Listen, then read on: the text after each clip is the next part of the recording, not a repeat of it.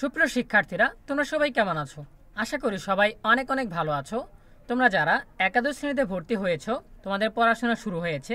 দেখতে পাচ্ছ আজকে নভেম্বর মাস শুরু হয়েছে। সো নভেম্বর ডিসেম্বর এই 2 মাস তোমাদের ক্লাস হবে। তারপর দেখা যাবে জানুয়ারি মাসে তোমাদের অর্ধবার্ষিক পরীক্ষা নিয়ে নেওয়া হবে।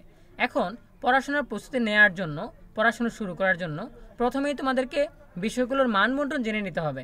এখন তোমরা বুঝতে পারছো যে বাংলার প্রথম পত্রে তোমাদের সৃজনশীল 70 নম্বর এবং নৈর্ভিত্তিক 30 নম্বর, এটা তোমরা জানো।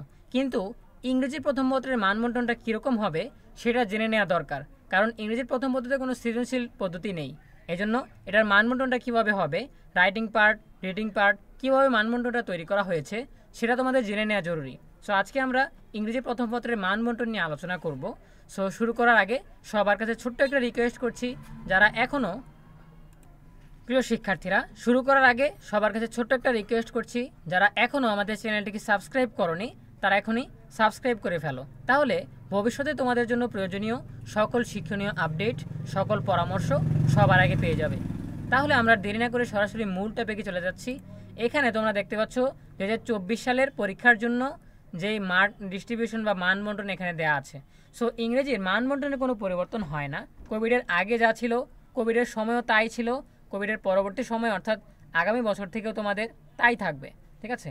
সো কীভাবে ডিস্ট্রিবিউশনটা হবে, এখানে দেখতে পাচ্ছ রিডিং পার্টে আছে 60 মার্ক আর রাইটিং পার্টে আছে 40 মার্ক। সো রিডিং পার্টে কী কী থাকবে, মাল্টিপল চয়েস কোয়েশ্চেন, এখানে এমসিকিউ থাকবে 10টা, হাফ নম্বর করে মোট 5 নম্বর। তারপরে শর্ট অ্যান্সার কোয়েশ্চেন্স। সো এখানে সংক্ষিপ্ত প্রশ্নের উত্তর থাকবে 5টা, থাকবে 3 নম্বর করে 15 নম্বর। তারপরে ইনফরমেশন ট্রান্সফার বা ফ্লো চার্ট থাকবে একটা, এখানে 5টা ইনফরমেশন বসাতে হবে 5 নম্বর। তারপর সামারি রাইটিং আছে, সামারি রাইটিংয়ে পাবে 10 নম্বর।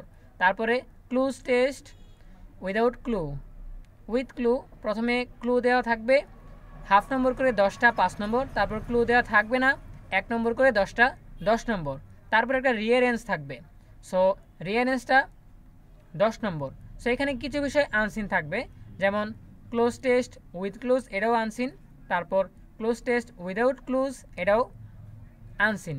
তারপর রিয়ারেন্সটাও থাকবে আনসিন। ঠিক আছে? তারপর আমরা চলে যাচ্ছি রাইটিং পার্টে। সো রাইটিং পার্টে 40 মার্কসের মধ্যে আছে, প্রথমেই আছে grasp and chart. Grasp and চার্টে 15 মার্ক থাকবে। তারপর স্টোরি রাইটিং, স্টোরি রাইটিংয়ে 15 নম্বর থাকবে। তারপর ফর্মাল লেটার, ফর্মাল লেটার থাকবে 10 নম্বর। ঠিক আছে? সো তোমাদের পাঠ্য বই যেটা রয়েছে এনসিটিভি কর্তৃক প্রণীত, সেই পাঠ্য বইয়ের পাশাপাশি তোমাদেরকে অন্য বই থেকে ফর্মাল লেটার পড়তে হবে, স্টোরি রাইটিং পড়তে হবে, গ্রাফস অ্যান্ড চার্ট পড়তে হবে, রিয়ারেন্স পড়তে হবে, cloze test with close without close এগুলো পড়তে হবে।